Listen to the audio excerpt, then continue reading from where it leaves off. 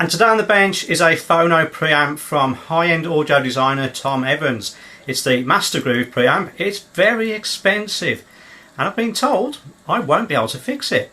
And here it is, the rather modestly named Mastergroove. Somewhat simple around the back, phono input and output. But we have got 24 mystery dip switches on the back. I'll have to see what that's about later on. I'm not entirely sure when this was made, but I think this dodgy logo dated a bit. Ripping off the Intel Inside logos. There's a bit of a backstory to this. This preamp's not very lucky, let's be honest. It started off with a 4-1 channel, buzzing, but then to add to its woes, the postman smashed it up. It looks very much like it's been bashed on this corner and it's smashed all this lid. And it's not little either. Look how thick it is. 10mm thick perspex or something. And it also fails the rattle test. There's things rolling around inside. That's not encouraging.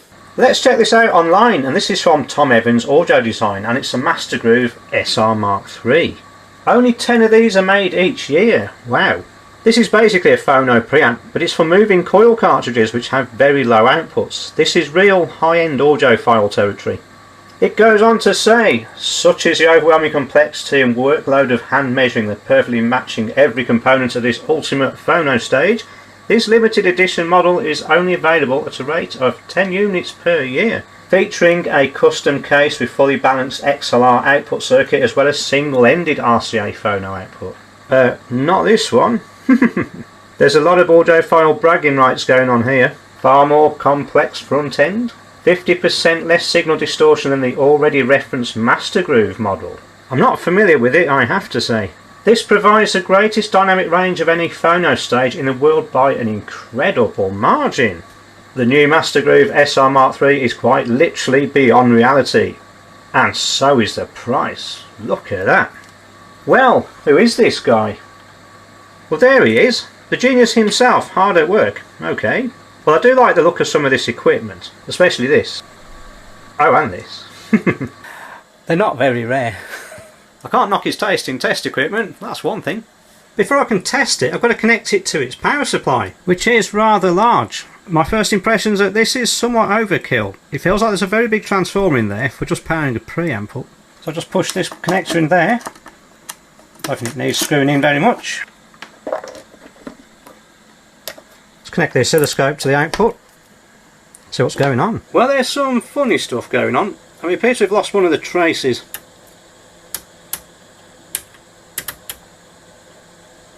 Oh dear, what is going on there? That is some big ripple. He's not kidding when they said buzzing. It's this channel. It seems to have settled a bit.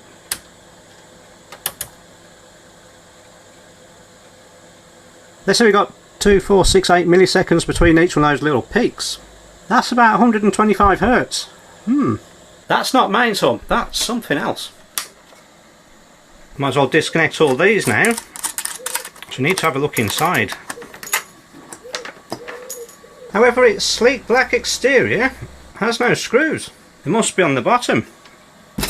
Little ID label on the bottom, serial number 58. Must be quite an early one. Well, you know, in the 6th year. Rather optimistically, it's got lots of digits. This could keep him going for 100,000 years. Well, there's plenty of screws on the bottom, but none of them look like they get the lid off. Well, maybe I won't be able to fix it, I can't even get in it. Although I do wonder what these are hiding, because this looks like it's half off. I'm a bit worried about peeling it off a £20,000 piece of kit. Oh, there we go. There's a nut. Might as well peel them all off then. Just going to go with the 8mm socket.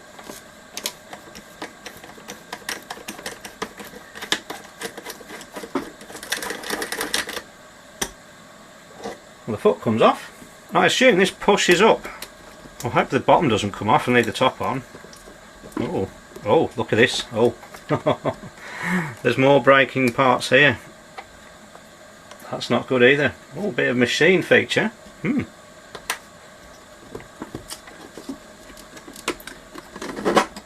Oh, crikey, look how bent that is.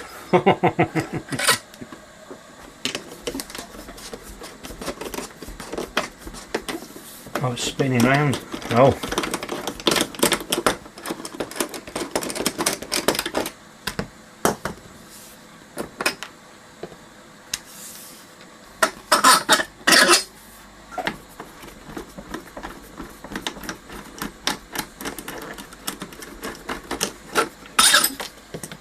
And the last one.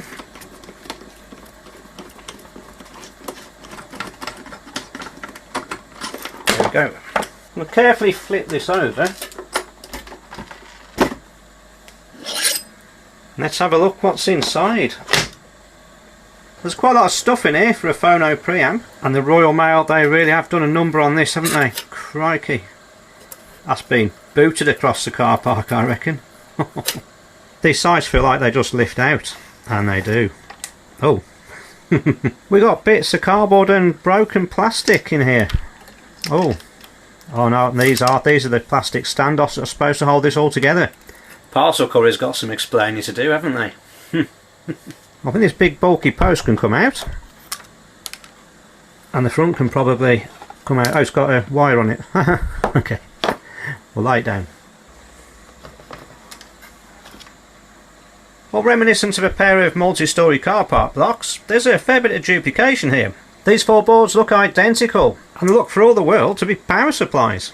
We got the L7815 CV3 voltage regulator. Pretty common, nothing special about that. Oh, but hang on, what's this? That's not fair. Look, they've ground the numbers off. I hope he's not done that all over it. Oh, but he has. Look here. Oh dear, all these transistors. Or whatever they are. But again, we're seeing the set of four. Grinding the part numbers off is very old school, but it's still plain dirty. There's still not many clues what these things do, apart from there's only a couple of wires on, and I just wonder if it's more power supply stuff. There's a lot of copper shielding on here. I think these are just blank PCBs. It's quite a cheap way to do it. Quite smart, really. All got a ground wire soldered to them. Presumably, they all go to the same ground, like a star ground.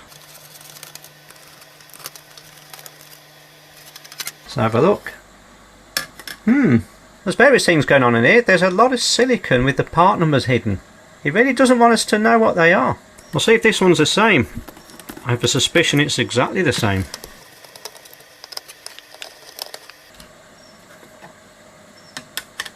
It's interesting that this is a double-sided board and this is single-sided. Has that homemade feel to it. But yes, I think these two boards are identical, which leads me to conclude that all four are the same. I think this is only held on by the one screw. That's all that's left holding this. Yes. Oh, hang on, that's revealed another one of these boards. What are they doing with them?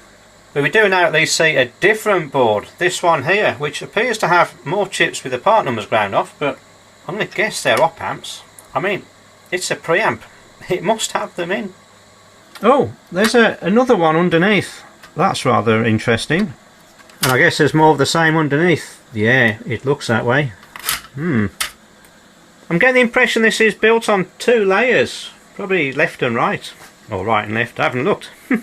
Yeah, both these phono sockets go to this top board, which is the right channel. Okay, right on the top, left on the bottom. I should check which channel was buzzing again, just to make sure. Sneak the power cable back in. There we are. Pull this one out, left channel, that's the one. Yeah, it's making no difference on the right. So measure the input voltage, red wire, 10.3 volts, white wire, minus 27. What's going on? Let's unplug this, see what's coming out of the socket. Let's put the negative in the centre, see what we've got. Minus 27, plus 27. Okay. So something's overloading the positive power supply rail and probably on the left channel.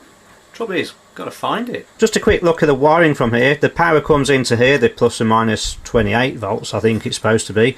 These are all sort of joined together and they're distributed back to these boards. 1, 2, 3, 4. So H1, 2 and 3 are the inputs. So I'm pretty sure H7, 8 and 9 are the outputs. So this board here is supplying this blue board here, and these front boards are supplying these upper boards here. And you can see the same going on for the bottom part. And it looks like this op amp board's connected to this one somehow. And yeah, same going on underneath. Ah, right. Over here. Well, the power supplies are somewhat elaborate in this, and I'm not quite sure where it's all going, so I'm going to have to reverse engineer it, even if he has scraped all the part numbers off the things. But we can see in a £20,000 piece of kit there's a lot of labour going on here. I mean, if nothing else, the labour in filing all these part numbers off must cost a fair bit. So I've now reverse engineered it and made myself a little service manual. I'm sure you'd like a look inside. Well, the first thing I managed to confirm was the layout. The top layer is the right channel, but the two are identical. The basic block diagram's pretty straightforward. The phono input goes directly into the low noise preamplifier, which is fed into an equaliser circuit, then through a low noise buffer and straight out the device. But in this design, they've done everything they can to keep noise right down to the minimum. The first thing to note is each active stage is powered by its own regulator. Each one of these are dual plus and minus 15 volt regulators. And these regulators are powered by their own regulators. How's that for thorough? And on the next page is the interconnection diagram, just showing how it's all wired together, pretty straightforward. Then we've got the power supply. There's nothing going to blow your socks off in here, pretty straightforward linear power supply with standard regulators. Moving on to the main board, which is the blue one, this is where all the action happens. And again you can see how the input signal goes directly into the preamp boards, two of them. Then they go for this little filter for equalisation, and then to this op amp here, which is the line output. And what's interesting here is they're loading each one of these op amps with its own constant current source. At least that's what I think it is. And on the next page we look at the low noise preamp board. And what we're seeing are 4 identical op amp circuits, and each one of these has got a gain of 605. Now, whilst a lot of audiophile stuff is complete nonsense, there is at least some science behind this. Here's a conventional op amp circuit. This is the non-inverting one, so the input goes to the positive input, and on the negative input we have 2 resistors creating a potential divider which creates the gain of the circuit. So you can put a small signal in and it comes out the other side amplified. But what happens if you put a tiny signal in? Like for this phono amplifier, we are talking 0.4 millivolts, which is certainly a tiny signal. But the op amp circuit will amplify it in the exact same way. Apart from this time, we're going to experience a load of noise on there. This noise is actually coming out of the op amp. The manufacturers will do whatever they can to minimise it, but it's very expensive to make low noise op amps, and there are ways to improve it. And the key behind this is the fact that noise tends to be random. So if we look at this clever solution here, we take our tiny signal again, but this time we put it through 2 identical amplifier circuits, each one introducing its own random noise. If we then join these outputs together, we create a summing amplifier, which doubles the amplitude of the output, but reduces the noise level, basically because the noise is random. So when you add 2 random things together, they tend to cancel out. The noise reduction is proportional to the number of op amps in parallel. So if you're going to use 8 op amps in parallel, you reduce the noise by 2.83 times. It's very important that each one of these op amp circuits gives the exact same output, which is why the feedback resistors are a very high tolerance. Look at that, 0.1%. If you're to look at the datasheet for an op amp, you'll see lots of information. A lot of it is a bit confusing, some of it's very useful, the pinout for example, but we'll get to the important bit I want to show you now, the electrical parameters. We scroll down enough and we'll see we've got the input offset voltage, and it's something like 5 or 6 millivolts. Now consider that with a signal with an amplitude of 0.4 millivolts amplitude. You'll get some weird distortion in that circuit. And we start to see the reason for the manufacturer's claims here about all this hard work measuring and matching every single component. To measure the input offset voltage, the first thing we have to do is put the same voltage on both inputs. Because it's such a small measurement, we need to put some gain in here. So we can go with the 10 ohms at one side and 10k on the other. This will give us a gain of 1001. I built that circuit on the breadboard and I see what the offset voltage is of various op amps. I'm going to power them all with a plus or minus 15 volt supply. This is a UA741 op amp, and you can see the output voltage is 1.15 volts. That gives us an input offset voltage of about 1.15 millivolts. 1.15 millivolts, that's way too much for a 0.4 millivolt signal. I'm going to take that one out. I'm going to go with an LM308, which is about 0.2 volts, so that's 0.2 millivolts, which is 50% of the signal level. Pretty bad. I'm going to take that one out there. And next is an Analog Devices OP07. These are pretty good op amps. Now we're reading about 14 millivolts, which gives us an offset voltage of 14 microvolts, which is about 3.5% of the signal. I'd imagine for this preamp they're looking for input offset voltages of below 0.4 microvolts. That's about 0.1% of the input signal. That's going to be a lot of work. So now we understand it a bit better, we're well placed to start diagnosing what's actually gone wrong with this thing. Now if you enjoyed that little educational snippet, there's far more of this coming on my new training course I'm building for the Mend It Like Mark community. Check out the links in the description below. I'm going to start by removing the entire top layer, which is the right channel, because there's nothing wrong with that from what we can tell. I'm going to solder these sockets off the board. Start with the ground. They didn't put up much of a fight.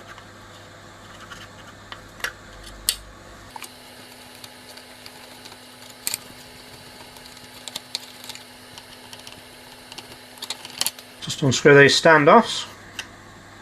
They come off quite nicely.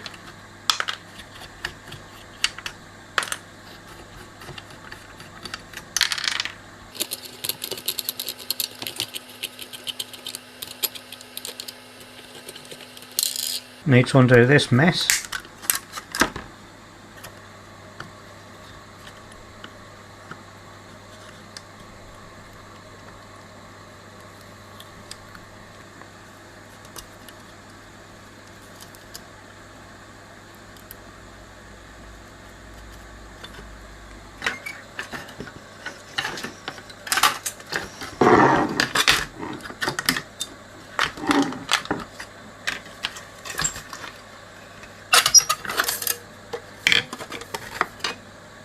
Well, something's pulling the positive voltage rail down, which will be something that's gone short circuit, which is something that these little tantalum capacitors are very good at doing. And they're everywhere. But hello, I think we have a clue. That nylon nut looks pretty cooked to me, and that's IC5, and that is right at the beginning of the circuit. It's a 7818 regulator. A part he hasn't ground the numbers off, and that regulator board supplies this op-amp board here. I want to disconnect the output from this and see if the fault's just on the regulator board or outside of it. I need to get to the underneath. So I'm just going to unsolder terminal C. There we go. Put this back on there. Just set the power supply up for 28 volts. I'll give it a current limit of 0.5 amps. And I need a common ground, positive supply, and the negative supply rail. Put a negative rail on there, positive rail here, and the ground on the black one. Power it on. Let's pick up the ground from here. Let's check the output voltage from this. There we go, plus 15, and over here minus 15. That's not great news, so there's a short on the fancy op-amp board. So I'm going to have to take this off again, so I need to remove the negative output, which is terminal E. So I can remove this off the 28 volt input, connect it to the supply to the op-amp board.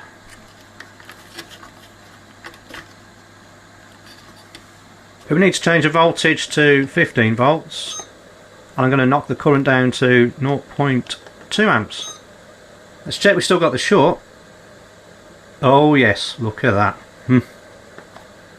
So I need to get this off.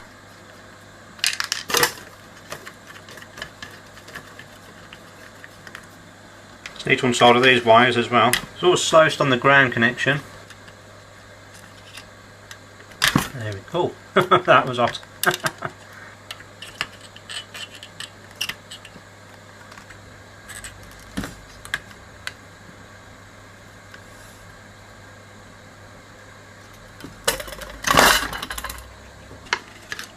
Let's have a look at it. Okay. Just going to remove this ground connection. It's going to be a bit more room.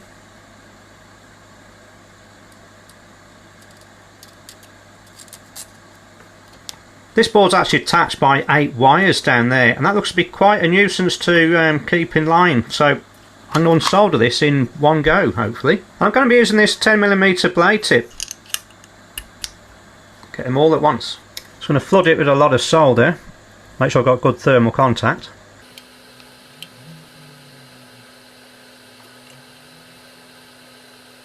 Should be less chance of damaging the pads.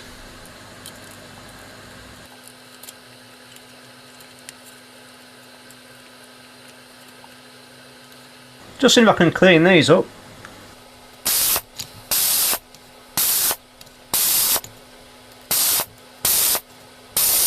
and clean these holes out whilst I'm here.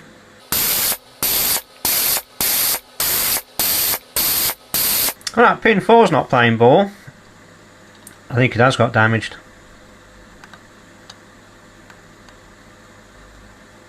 It looks like I've damaged the through hole plating. Now, I'm going to have to fix that because of the way this is all soldered together.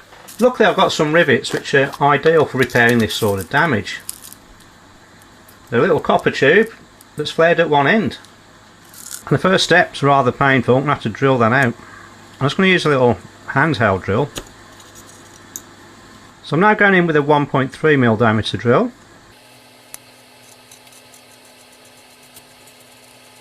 I'm just going to finish it off and open it up to 1.4mm.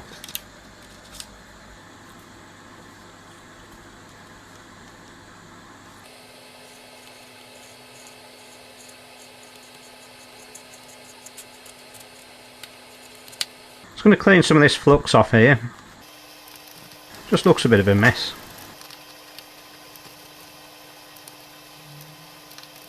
I should be able to just push this rivet in. Just rest it on this little base with a little recess in there and just press it down.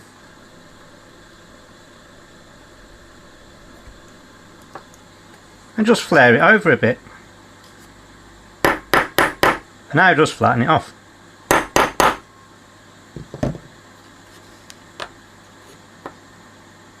Just going to put a tiny bit of flux on there. And just run a little bit of solder under that copper rivet. So we've already established we've got a short circuit here on the positive rail. There it is. And here, 1.8 ohms. The problem is finding out which one, because there's a lot of things connected to this positive rail. All of the chips are on there. All of these capacitors are on there. Could be any of them. So the quickest way to find the short is power it up and see what's getting hot.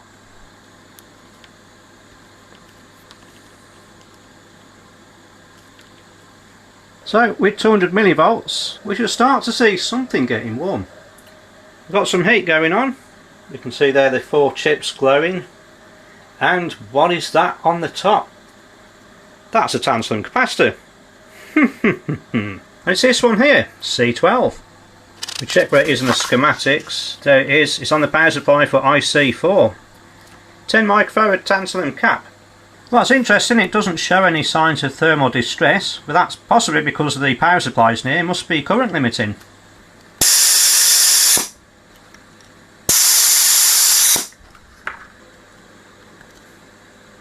Well, I don't think there's going to be anything fancy about this tantalum capacitor. Even in this, unless I've had it blessed by the Pope or something. You never know. I'm sure I'll have a tantalum cap knocking around here somewhere. Yep, here we go. Perfect. So that should just drop straight in. There we go. Just solder that in. Get the ground on first. Takes a little time because it's got to heat up all of that copper surface area. And then this one.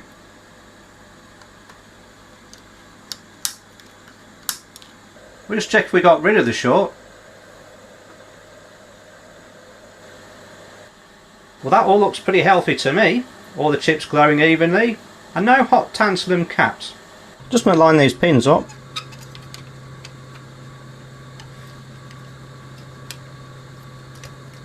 There we are. Well, that's typical where I put that rivet. There's no wire in it.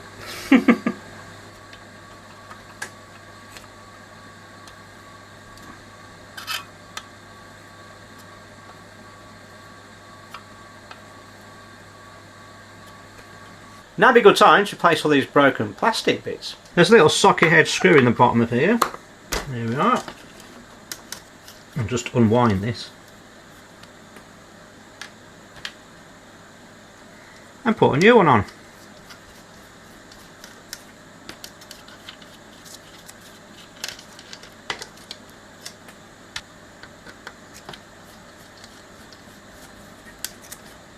And now's also a good time to reconnect these wires. Poke the white one in there and the red one in there. Always come out again. There we go. Just fasten this down to hold it still.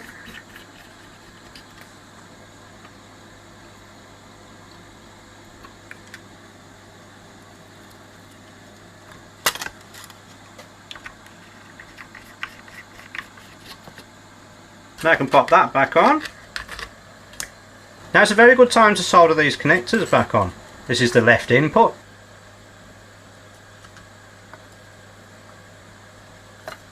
And now the left output. There we go. Now it's a good time to test that left channel. Have I fixed it? Don't know why I plugged that one in.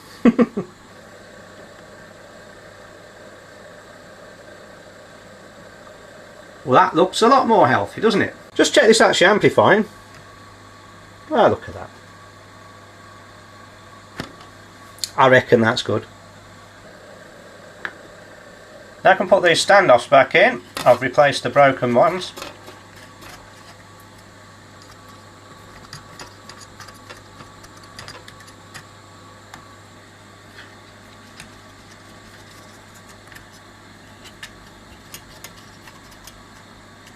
Then put our shielding back on. This is probably to reduce crosstalk, I imagine. Then more standoffs.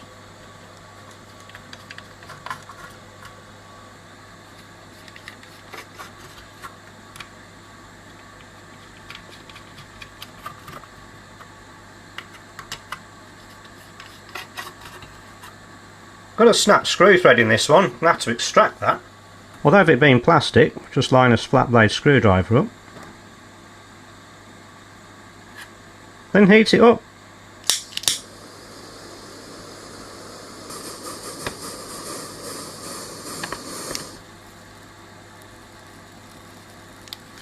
Just let that cool down.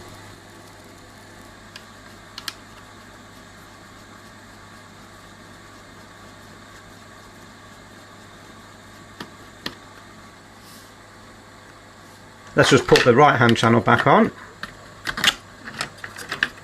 Bit of wires going everywhere here.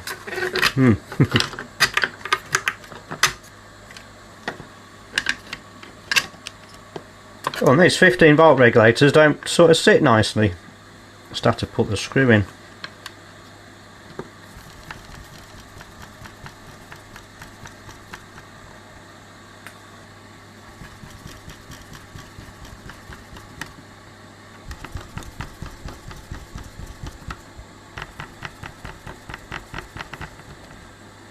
Just soldering the input socket.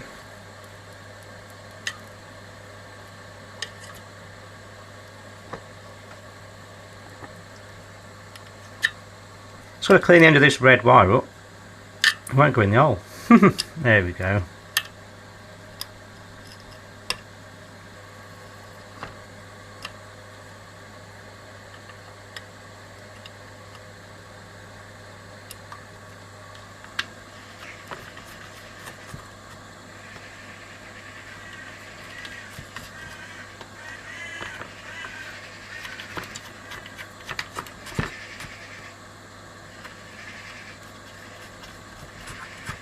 Put the supply leads back on here.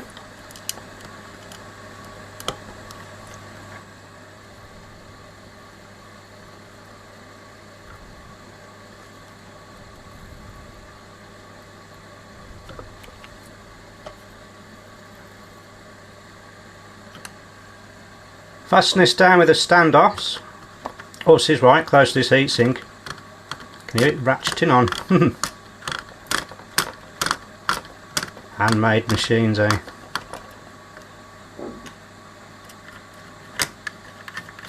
That side's better.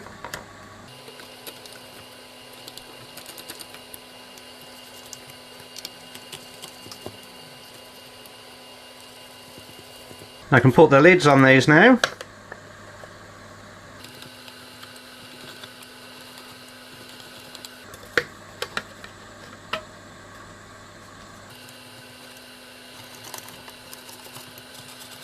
And the last one.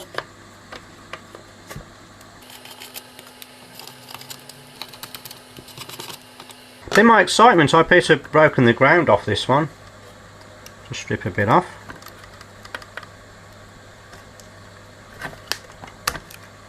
Just tin this wire. Heat this up. We'll remove the broken part.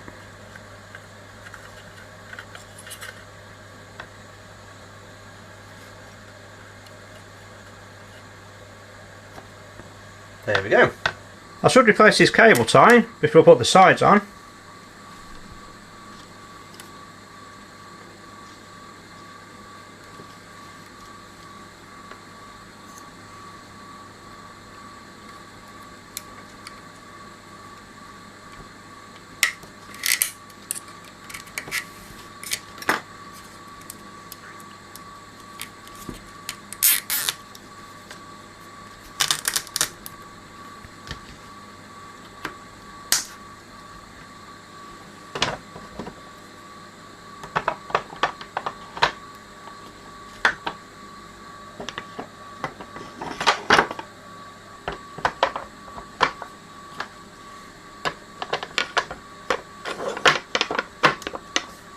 Now I need to shim the joints for these bits of cardboard. Put one down there, one down the front,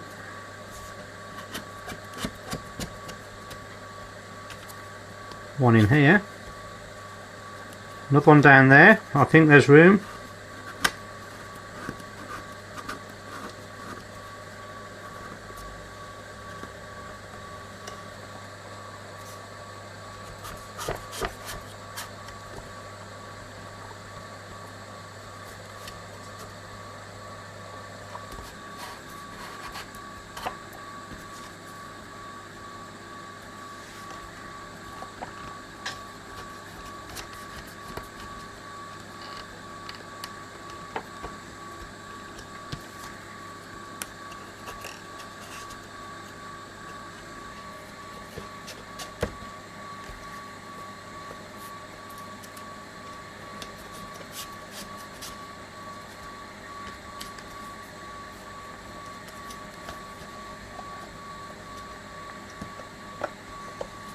Well, it's time for a test. I'm going to knock the amplitude down to 400 microvolts. Better do both channels, hadn't I? Let's connect the scope to the output. And connect our input signals in here. Okay, switching on. Well, there's signs of life.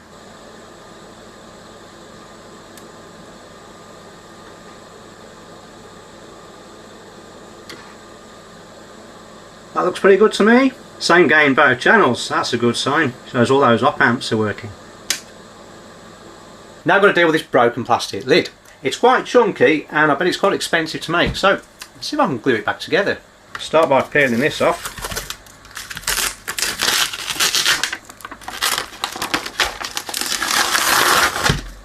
Just spray on some label remover to get rid of this residue.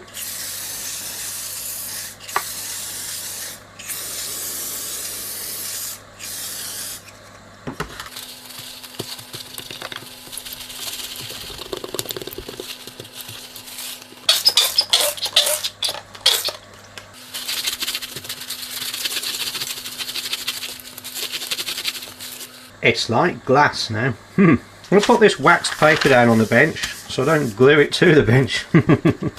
That'll be a mistake. Put it face down when it's most flat. Now to glue this together I'm using this Trent Plastics Anglo-Sol. Recommended it works on this Perspex. If I'm right about it being Perspex. I'm just going to pull this crack apart here just so I can get the glue to run down in this little gap.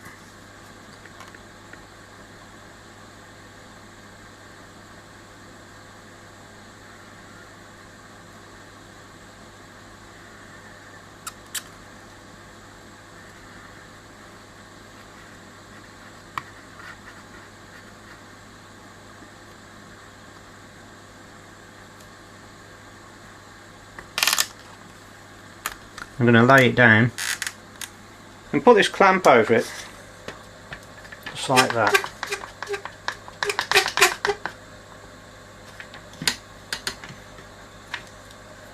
And put some other glue around here.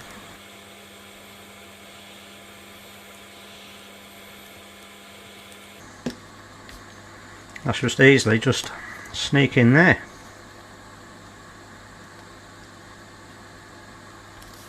And the same here.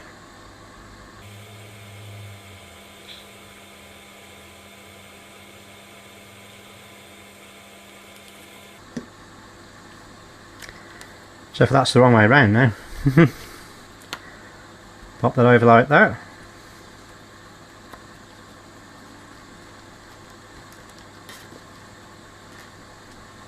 And put a clamp over here.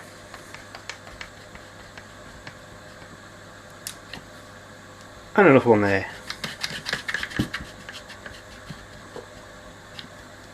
I'm now back in the old workshop because I do need to refinish this lid.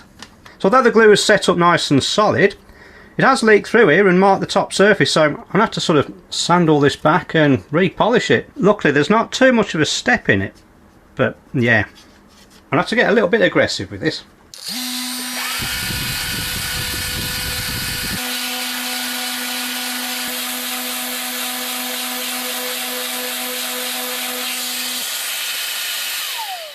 Yeah, I've got to keep going until that's disappeared.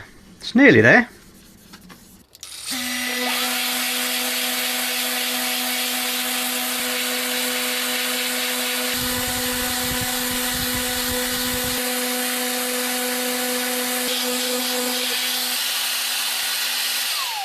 Now before I start polishing this up, I'm just going to fill these cracks with a bit of wax. Now these are designed for wood filling, I think, but I reckon they'll do if I can get it in the box. Use this black one.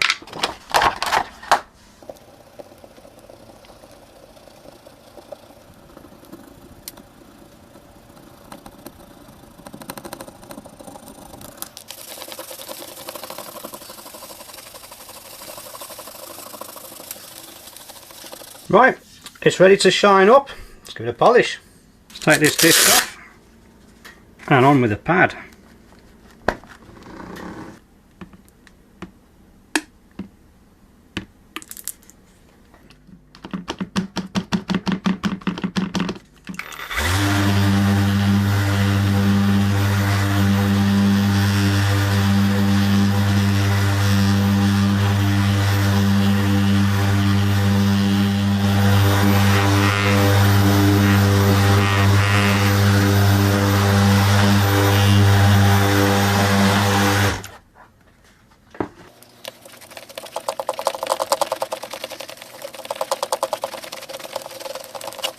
Well, that's not too bad for a glue job.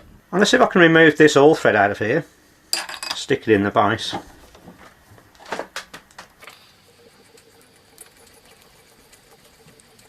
Success!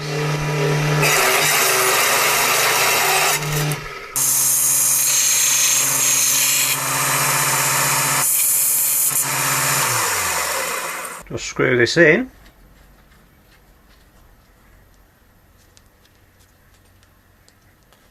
That'll do. Just going to blend off some of this paint so I can just refinish these little chips.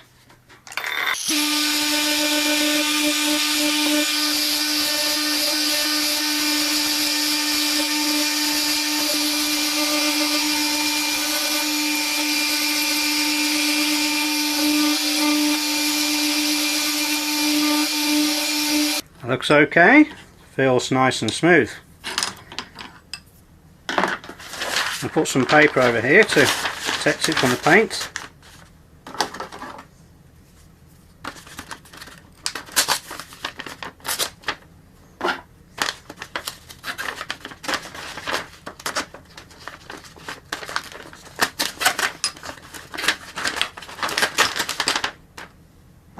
I'll start with some etch primer.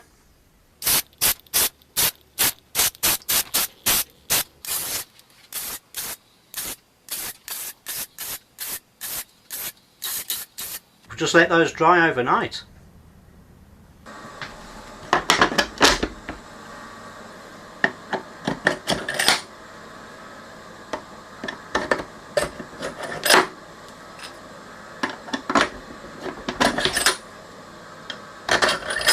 Just reattach the feet.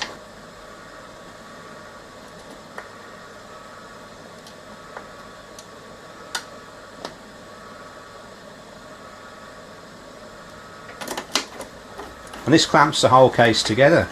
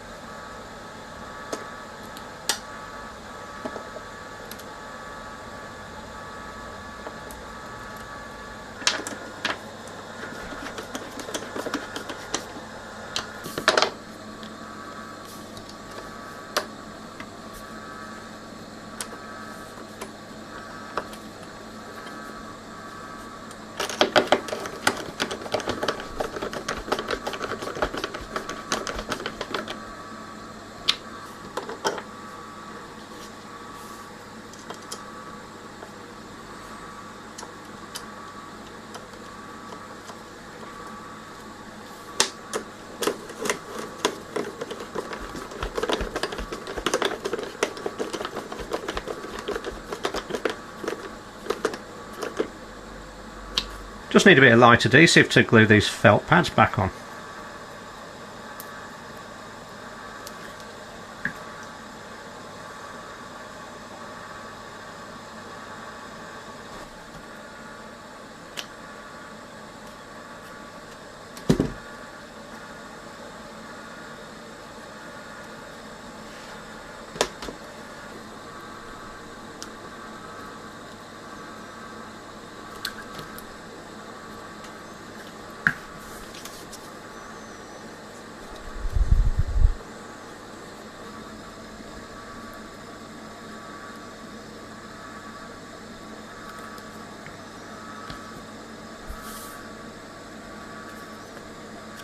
Let's tip this over so the weight of it holds the pads in place. Looking nice now. I don't know about 25,000 quid though, but yeah, it's looking okay. Okay, it's ready for one last test. Let's connect the scope. Now I have managed to bag a record player to test this with, but it's got a moving magnet cartridge. So I need to use these attenuators just to knock the level down. This trusty old biogram.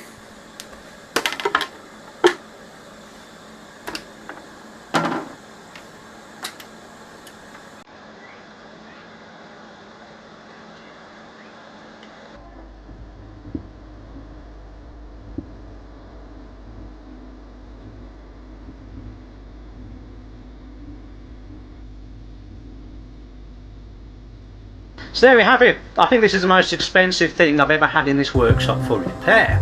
Now if you're interested in how I reverse engineered it, I actually did a workshop on this on the Mend It Like Mark community. You'll see all the information about this and the links in the description.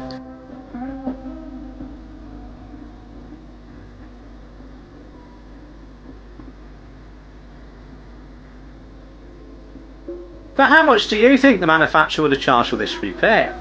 Leave your answers in the comments below. Catch you next time.